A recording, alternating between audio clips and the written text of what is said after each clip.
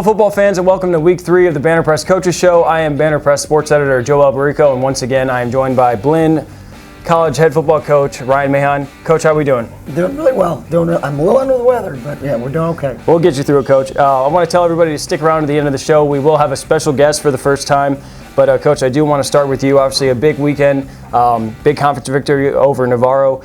Tell me a little bit about the 38-33 victory. Well, going into Navarro, it's a very hard place to play, and getting a win, in this conference on the road, I couldn't be happier for my kids. Did a lot of really good things, out there offensively and defensively.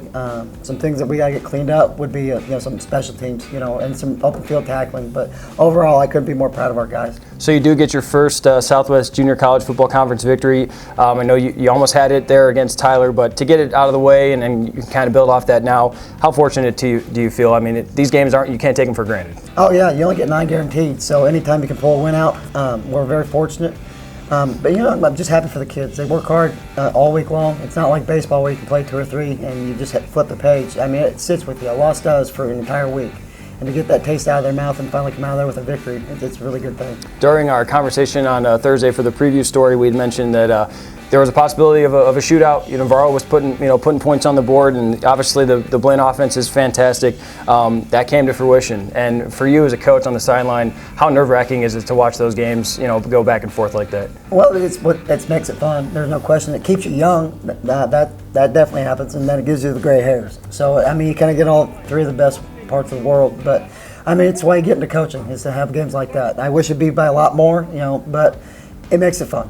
So you touched on it a little bit, and I want you to expand. What were the things that went right that you really liked from what you saw on the field, and what were some things that you feel like as you get into this the middle portion of the season now that you guys need to get cleaned up if you're going to compete in this conference? Right. Well, I love the way the receivers played across the board. They all competed. I like the way we distributed the football at quarterback. Then also the runners. Once again, every one of those runners contributed a great deal. Up front, we were very firm at times, giving up maybe a sack, and I like that about the offense. Defensively, yeah, they played a lot. Those guys were on the field quite a bit because we scored pretty quickly at times, and I just like the way they fought as a family.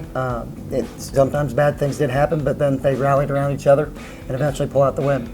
So a big part of that win was obviously the offense and Mr. Brock Landis, 468 yards and 5 touchdown passes. He's currently leading the nation with 13 touchdown passes. He had 3 to receiver Danny Gray. You've got to love what he's doing. He's continuing to take the reins of this offense and really flourishing, and the team is doing so behind him as well. Yeah, there's no question.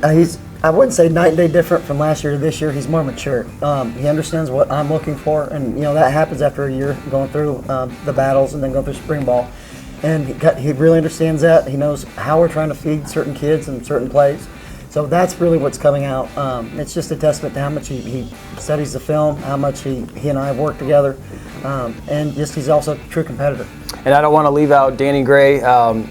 All 3 games this year, he's had at least 100 yards receiving, and I think he had a career game last Saturday with 14 catches and 202 yards, and he had 3 of those 5 touchdown passes. He's certainly taken on a leadership role and is really leading by example for this receiving corps. Yeah, there's no question. You talk about a kid that's night and day different. Last year when things would go wrong, Danny he'd go wrong with them, and he couldn't get out of his own way. This year, he's rallying the troops, making sure that we're constantly positive on the sideline, and just getting these young guys to come with us. Danny Gray and Brock, they're both big-time leaders on this team. So before I let you go, Resolution Prep Academy this Saturday at Cub Stadium, 7 p.m. You're taking a break from conference play after 2 tough ones. What are you kind of focusing on this week? I don't want to say it's an off week by any means, but we know what Res Prep is and kind of what you guys are expected. I'm sure you guys are the favorites.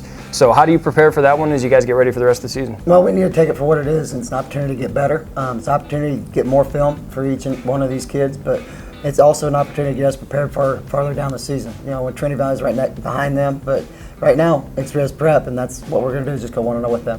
All right, Coach. Well, thanks for joining us. I'll let you go here and hopefully get better by Saturday, and we'll take a break and we'll bring somebody in.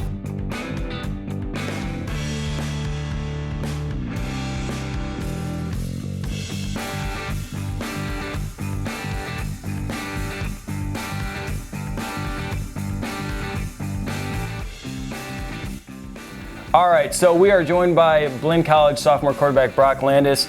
Brock, thanks for joining us. How are you doing after another big week, man? Yeah, man, feels great winning. It always feels good winning, especially winning a conference game. So yeah, it feels good. Didn't really get hit too much, so I feel good, not sore at all. So yeah, thanks for asking though. All right, so the yards and the touchdowns are starting to add up for you. You're currently leading the NJCAA with 13 touchdown passes.